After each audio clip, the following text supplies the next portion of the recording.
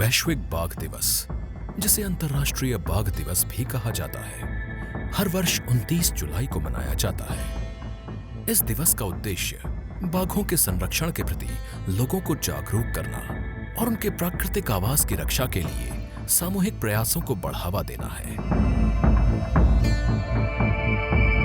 बाघ केवल भारत का राष्ट्रीय पशु ही नहीं, बल्कि हमारे जंगलों की समृद्धि, जैव विविधता और पर्यावरणीय संतुलन का भी प्रतीक है।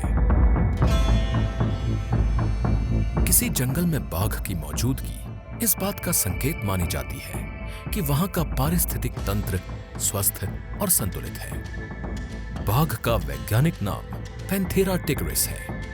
एक वयस्क नर बाघ की लंबाई लगभग 2.75 से 2.90 मीटर और वजन 180 से 230 किलोग्राम तक होता है। हिमालयी क्षेत्रों में पाए जाने वाले बाघ मध्य और दक्षिण भारत के बाघों की तुलना में बड़े होते हैं। बाघ मुख्य रूप से घने जंगलों, घास के मैदानों और दलदली क्षेत्रों में रहता है।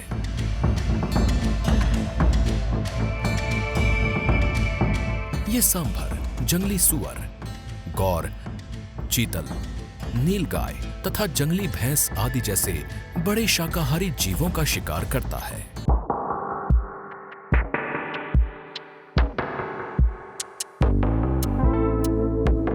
बाघ एक बेहतरीन तैराक भी होता है, जो आसानी से नदियां पार कर सकता है। ये सामान्यतः अकेले रहना पसंद करता है और इसका औसत जीवन काल लगभग 20 वर्ष होता है।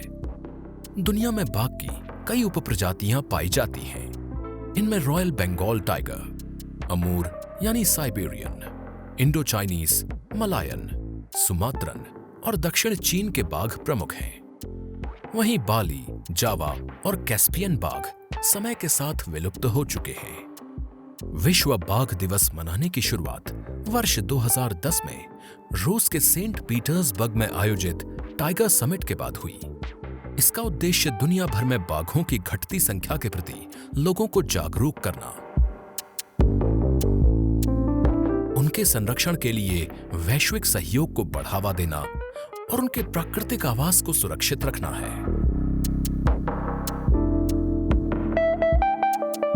भारत आज दुनिया में सबसे अधिक बाघों वाला देश है। विश्व के लगभग 75% बाघ भारत में पाए जाते हैं। वर्ष 2022 के आकलन के अनुसार देश में बाघों की कुल संख्या 3682 है।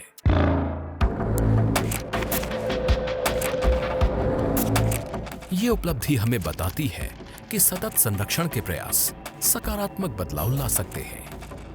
आखिरकार बाघ सुरक्षित होंगे तभी जंगल सुरक्षित रहेंगे।